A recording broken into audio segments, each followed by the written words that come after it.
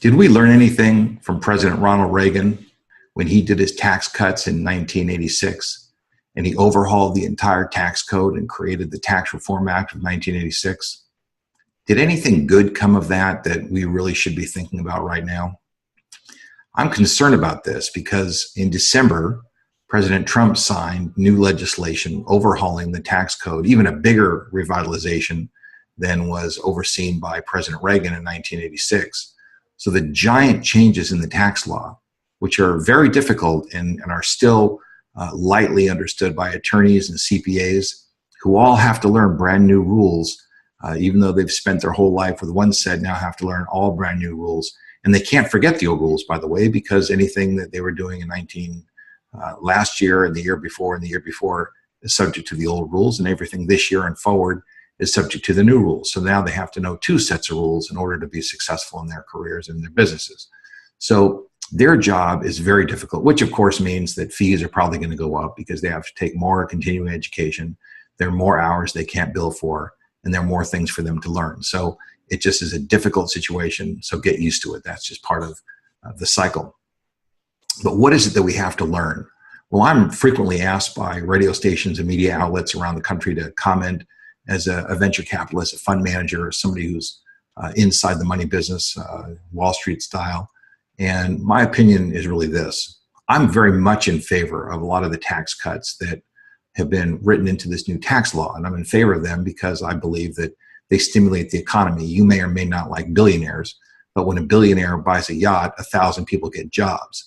And that's the way that it works. So I wouldn't criticize billionaires too much. There's not a lot you can do about billionaires. They're going to be there and they're going to do what they want. And what we need to think about instead is what good comes from their activities. So the tax code has been designed to stimulate certain kinds of activities. So for example, corporations are repatriating dollars back to the United States because the tax rates are coming down.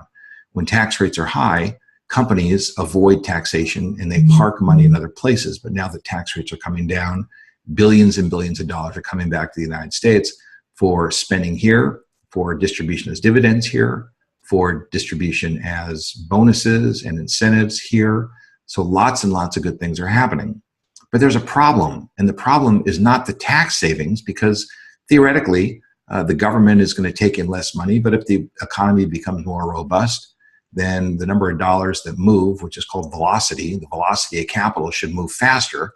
And as money moves faster and the wheel spins faster, the economy gets bigger, which could help us to solve our national debt problem, which is now $21 trillion, which is a really significant hurdle for us to overcome. The problem is not so much that the incentives in the tax bill aren't going to work. It's that we really need to bring down some spending at the same time. And we learned this from President Reagan, that you can't reduce taxes and increase spending. They're going in the wrong direction. They need to go in the same direction. So if we can bring down spending and we can bring down taxes, we're going to have a very good situation. The very difficult part about bringing down spending with this brand new spending bill that was just signed this week is that a lot of the bills and payments that we have to make are overhead. In other words, they're fixed. Just like your family goes, you buy a big house, you buy a big car, you buy big fancy things, you sign long-term contracts for those things, and then you lose your job, you change your job, something happens and you don't have the wherewithal to continue making those payments, and you find yourself in a difficult spot. That's where our country is. Our country has lots and lots of programs that they just can't easily remove. They just can't say we're not paying anymore. So for all of those reasons, it's gotten very difficult for us to reduce spending, and therefore reducing taxes is a painful and dangerous gamble. If you have any thoughts, share them with me and I'll consider them and answer your questions at another time. Take care.